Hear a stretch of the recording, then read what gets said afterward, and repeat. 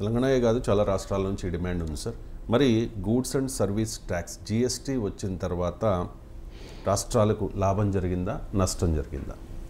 మీకు జిఎస్టీ ద్వారా ఆదాయం పెరిగిందా అంటే మనకు కంపారిజన్ ఫిగర్స్ ఏమి ఇస్తున్నారంటే 2018లో జిఎస్టీ ఎంత కలెక్షన్ వచ్చింది, 19లో ఎంత వచ్చింది, 20 ఎంత వచ్చింది, 21 ఎంత వచ్చింది అని చూపెడుతున్నారు. ఇది చూపెట్టి జిఎస్టీ ద్వారా భారీగా వసూలైనాయి కదా, చూడండి జిఎస్టీ సక్సెస్ కదా అంటున్నారు. కానీ రియాలిటీ దేంతో పోల్చాలి? జిఎస్టీలో సబ్స్యూమ్ అయినటువంటి ఇతర రాష్ట్రాల పన్నులేంటి? ఎందుకంటే అప్పటి వరకు రాష్ట్రాలు వాల్యూ యాడెడ్ ట్యాక్స్ అని, ఎక్సైజ్ డ్యూటీ అని రకరకాల పన్నులు వేస్తూ వచ్చాయి. అవన్నీ కలిపి గూడ్స్ అండ్ సర్వీసెస్ ట్యాక్స్గా మారింది. అంటే మీకు ఒక ఆల్కహాల్ పైన అలాగే పెట్రోలియం ప్రొడక్ట్స్ పైన వేసే ఎక్సైజ్ డ్యూటీలు మాత్రం అవుట్ ఆఫ్ జిఎస్టీ ఉన్నాయి. సో ఈ జిఎస్టీ వచ్చినప్పుడు చాలా రాష్ట్రాలు ఆందోళన వ్యక్తం చేశాయి. అంటే మాకు నష్టం జరుగుతుంది ఈ జిఎస్టీ వల్ల, ఈ జిఎస్టీ వల్ల మేము ఆదాయాన్ని కోల్పోతాము అని రాష్ట్రాలు ఆందోళన వ్యక్తం చేసినప్పుడు అప్పుడు ఏం చెప్పారంటే, జిఎస్టీలో సబ్స్యూమ్ అవుతున్న అన్ని రాష్ట్రాల పన్నుల్ని ఎంత గ్రోత్ ఉంటుంది అని లెక్కలు తీశారు.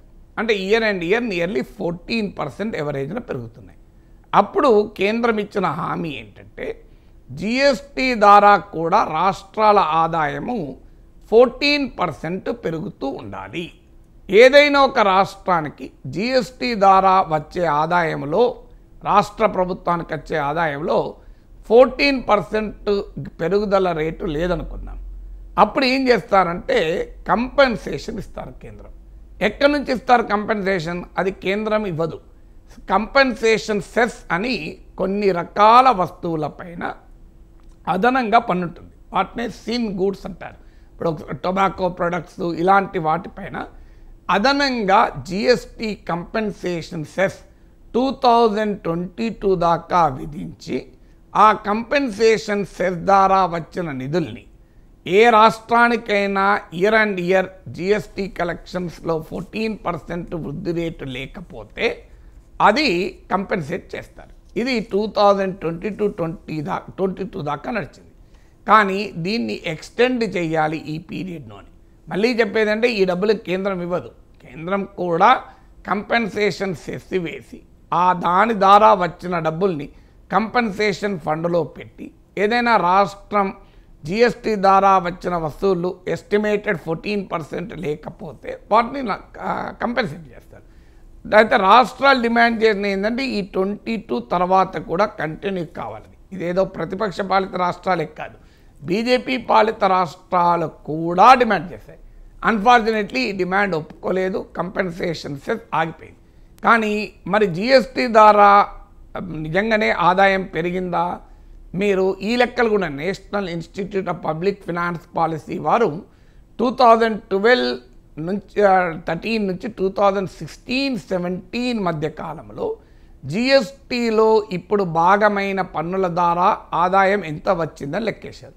7,70,000 కోట్లు వచ్చాయి 4 ఏళ్లలో, 7,70,000 crores. ఇప్పుడు 2016-17 తర్వాత 2017-18 తర్వాత జిఎస్టీ అమల్లోకి వచ్చిన 4 years కూడా లెక్క తీశారు. లెక్క తీస్తే షార్ట్ ఫాల్ ఎంత అంటే ఒక్కొక్క రాష్ట్రానికి 19% నుంచి 33% వరకు కూడా ఉంది షార్ట్ ఫాల్ ఒక్కొక్క ఇయర్లో. అందులో 2022-23లో అయితే 26% షార్ట్ ఫాల్ ఉంది. అంటే ఏంటి షార్ట్ ఫాల్ అంటే, ఒకవేళ జిఎస్టీ లేక అంతకు ముందు ఉన్న పన్నులే ఉంటే ఇంకొక 26% ఎక్కువ వచ్చేది రాష్ట్రాలకు. మరి జిఎస్టీ ద్వారా రాష్ట్రాల ఆదాయం తగ్గిందా పెరిగిందా? సో అందుకే ఈ జిఎస్టీ కంపెన్సేషన్ సెస్ ఉండాలి అనేది. ఎందుకంటే జిఎస్టీ ద్వారా కొన్ని రాష్ట్రాలకు లాభం ఉండొచ్చు, ఎందుకంటే ప్రొడక్షన్ స్టేట్స్ దెబ్బతింటాయి, కన్జంప్షన్ స్టేట్స్ లాభపడతాయి. ఆ లెక్కల్లోకి వెళ్తే ఇంకా గందరగోళం అవుతుంది. కానీ అన్ని రాష్ట్రాలకు ఈక్వల్గా జిఎస్టీ లాభం చేయదు. సో అందువల్ల జిఎస్టీ వల్ల కూడా కొన్ని రాష్ట్రాలు దెబ్బతిన్నాయి, ఓవరాల్గా రాష్ట్రాలు దెబ్బతిన్నాయి. అందుకే national institute of public finance and policy వాళ్ళు ఇచ్చిన లెక్కల ప్రకారము వాళ్ళు 2000 జిఎస్టీ కన్నా ముందు 4 ఏళ్ళు, జిఎస్టీ తర్వాత 4 ఏళ్ళు కంపేర్ చేసి అదే పన్నుల ద్వారా వచ్చే ఆదాయం అయితే ఎంత ఉండేది, జిఎస్టీ లేక పాత పన్నులు ఉంటాయని లెక్కేస్తే 2022-23లో కూడా 26% జిఎస్టీ వచ్చాక తగ్గినాయి. అంటే కంపేర్డ్ పాత పన్నులు ఉంటుంటే ఇంక 26% ఎక్కువ వచ్చేది. మరి జిఎస్టీ వల్ల రాష్ట్రాలు ఎట్లా లాభం పొందినట్లు? అయినా కూడా మరి ఎందుకు నష్టపరిహారం ఇవ్వడం లేదు? అది కేంద్రం పని కూడా కాదు. ఒకవేళ జిఎస్టీ కంపెన్సేషన్ సెస్ కనుక సరిపోకపోతే కేంద్రం అప్పు తీసుకొని ఆ కంపెన్సేషన్ సెస్ ద్వారా అదనంగా వచ్చినప్పుడు ఆ అప్పు తీర్చుకుంటుంది. ఇప్పుడు కోవిడ్ టైంలో ఉదాహరణకు కన్జంప్షన్ మొత్తం ఆగిపోయింది. అందువల్ల కంపెన్సేషన్ సెస్ ఫండ్లో డబ్బులు లేవు. అప్పుడు కూడా చెప్పింది ఏంటి, మీరేం పెట్టకండి, కావాలంటే అప్పు తీసుకోండి కేంద్రం, ఆ కంపెన్సేషన్ రాష్ట్రాలకు ఇవ్వండి, రేపు మళ్ళీ కంపెన్సేషన్ ఫండ్లో డబ్బులు కూడాక మీరు మళ్ళీ అప్పులు చెల్లించండి అని కూడా చెప్పారు. అయినా కూడా కేంద్రం జిఎస్టీ కంపెన్సేషన్ బియాండ్ 2022-23 ఎక్స్టెండ్ చేయడానికి సిద్ధపడలేదు కనుక జిఎస్టీ రెజీమ్ వల్ల కూడా రాష్ట్రాలు నష్టపోయాయి. ఇంకొక ముఖ్యమైన అంశం ఏంటంటే జిఎస్టీ ద్వారా రాష్ట్రాలు ట్యాక్స్ అటానమీని కోల్పోయాయి. ఎందుకంటే ఒక్కొక్క రాష్ట్రములో ఒక్కొక్క రకమైన అవసరాలు ఉంటాయి. ఇప్పుడు ఉదాహరణకు ఒక రాష్ట్రము, ఇప్పుడు ఒక మన తెలంగాణ రాష్ట్రం ఉంది. తెలంగాణ రాష్ట్రం పామ్ ఆయిల్ను ఎంకరేజ్ చేయాలి అని అనుకున్నాం అనుకోండి, మనం దానిపైన జిఎస్టీ తగ్గించుకుంటాం. గ్రానైట్ ప్రొడక్షన్ పెంచాలి అనుకున్నాం అనుకోండి, మనం దాని మీద ట్యాక్స్ తగ్గించుకుంటాం. లేదు మాకు ఆల్కహాల్ పైన ట్యాక్స్ పెంచాలనుకున్నాం అంటే ఇప్పుడు ఆల్కహాల్ అంటే అవుట్ ఆఫ్ జిఎస్టీ ఉంది కనుక పర్వాలేదు, ఇబ్బంది లేదు. ఇప్పుడు ఏదైనా ఒక దాని మీద పెంచాలనుకోండి, ఆయా రాష్ట్రాల అవసరాలను బట్టి మార్చుకుంటాయి. జిఎస్టీ వచ్చే వరకు ఏమీ లేదు, అన్ని రాష్ట్రాలు ఒకే రకంగా పన్నులు ఉంటాయి. అందులో అన్ని రాష్ట్రాలు ఒకే రకమైన అవసరాలు ఉండవు కదా. ఇప్పుడు మన దగ్గర కొబ్బరి అంత పండదు, మీకు కేరళలో కొబ్బరి పండుతుంది. మన దగ్గర రబ్బర్ అంత పండదు, కేరళలో రబ్బర్ ఎక్కువ పండుతుంది. కేరళ ఒకే రకమైన ట్యాక్స్ కొబ్బరి పైన రబ్బర్ పైన, తెలంగాణ ఒకే రకమైన ట్యాక్స్ వేయాలని రూలింగ్ లేదు కదా. అవసరాన్ని బట్టి ఆయా రాష్ట్రాల ప్రత్యేకతలను బట్టి పన్నులు వేసుకునే వెసులుబాటు ప్రీ జిఎస్టీ రెజీమ్లో ఉండే. జిఎస్టీ ద్వారా ఆ వెసులుబాటు కోల్పోయాయి. ఫలితంగా ఇప్పుడు ఇవాళ జిఎస్టీ కౌన్సిల్లో కేంద్రం ఏదైనా వీటో చేస్తుంది. ఇవాళ జిఎస్టీ ఎంత విచిత్రంగా ఉంటుందంటే, మీకు ఉదాహరణకు నేను ఇదో కూడా చెప్పాను, టూత్పేస్ట్ పైన 18% పన్ను ఉంటుంది. నేను టూత్పేస్ట్ ఏమైనా లగ్జరీనా? టూత్పేస్ట్ పైన 18% నిన్నకు మొన్న దాకా క్యాన్సర్ మందుల పైన జిఎస్టీ ఉండే. ఇప్పుడు పెద్ద వివాదం అయ్యాక క్యాన్సర్ మందుల పైన జిఎస్టీ తగ్గించారు. రీసెర్చ్ పైన జిఎస్టీ ఉంటుంది, సైంటిఫిక్ రీసెర్చ్ పైన. అదేమైనా లాభాలు తీర్చుకునే పని సైంటిఫిక్ రీసెర్చ్ అంటే? అసలు ఏ దేశమైనా శాస్త్ర పరిశోధనను ప్రోత్సహిస్తుంది, కానీ శాస్త్ర పరిశోధన పైన ఎక్కువ పన్ను వేయడం ఏంటి? పన్ను దేని మీద వేయాలి? సోషల్లీ అన్డిజైరబుల్ కన్జంప్షన్ అంటారు. అంటే ఈ రకమైన వినిమయము సమాజానికి మంచిది కాదు అనుకున్నప్పుడు దానిపైన పన్ను ఎక్కువ ఉండాలి.